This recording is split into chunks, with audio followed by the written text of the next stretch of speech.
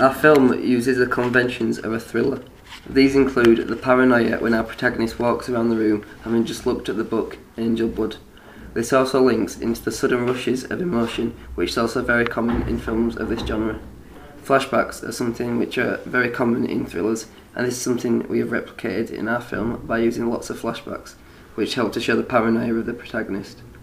We have changed some of the conventions of these films because most thrillers tend to focus on adults, such as in Pulp Fiction, but we have had to use teenagers as we couldn't get any actors for in our shooting schedule. Several thrillers also use multiple narratives, however, as we only had 2 minutes in which to show the film, we didn't want to confuse things in the narrative. Many themes that are often used are ransoms, captivities, heists, revenge, kidnappings, and we decided to go with the revenge, hence the name Payback. We have also gone with obsessions. These are something which are often used in thrillers, and we showed this obsession with the writing on the wall.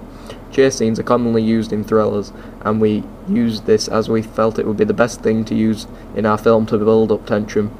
Another convention used in thrillers is that the characters come into conflict with one another, and we felt that this would be the best thing to use in our 2 minutes as it would show the viewer the part of our narrative. Right from the very start, our film also has connotations of things falling down when our title page falls. Our film represents 2 teenagers who are both dressed in everyday clothing. This makes them more identifiable for the audience. We dressed our protagonist in black clothing to show that he has a dark side and make it clear that he's going to be a dark character even though he's our protagonist. If we made him wear a black suit, he would have looked more formal, but we didn't think this would be the best idea considering that our character has gone insane. The film represents teenagers as people who seek revenge for one another and get very stressed easily. It also represents young males as being very violent, as demonstrated by the knife which both our protagonist and antagonist use, which is something in many films with thriller genres, which means we have stuck to the conventions.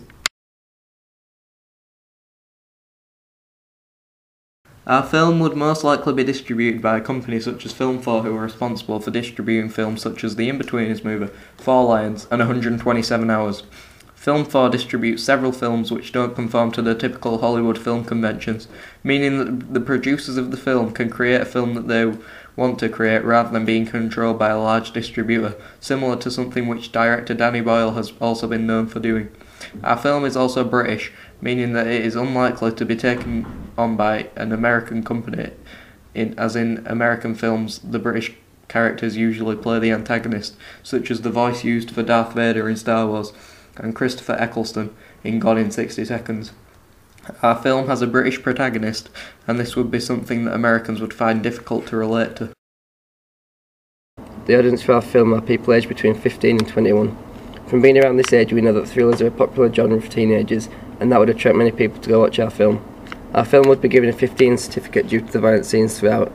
It would be likely to attract older viewers as the actors are young, so the young people can relate to them, whereas old people are not going to do as well.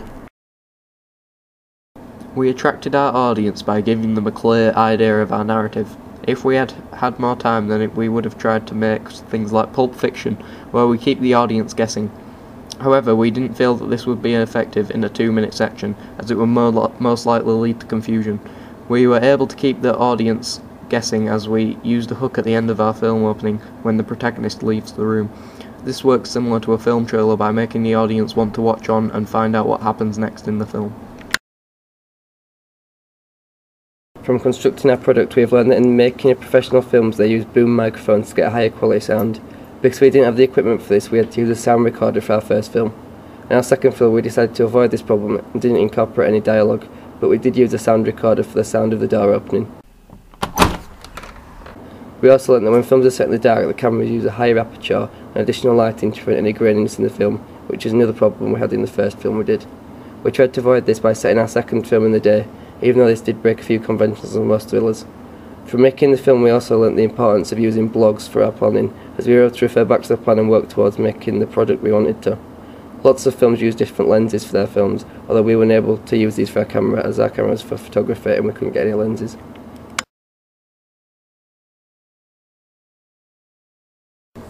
From our preliminary, we feel as though we have learnt a fair amount which has helped us to progress. We have learnt to use a larger variety of camera shots to help create a high quality film, rather than just being focused on one place. We have also learnt to do more takes of the shots, which enables us to use a larger selection of footage to link our film, meaning that we can avoid any inaccuracies in the continuity of the film or any errors with the acting. We also learned about the importance of mise-en-scène. In our preliminary, the mise-en-scène was limited to a USB stick. The progression we made to our final film was to use lots of mise-en-scène, such as the writing on the wall, the pens on the floor, the book Angel Blood, and the knife.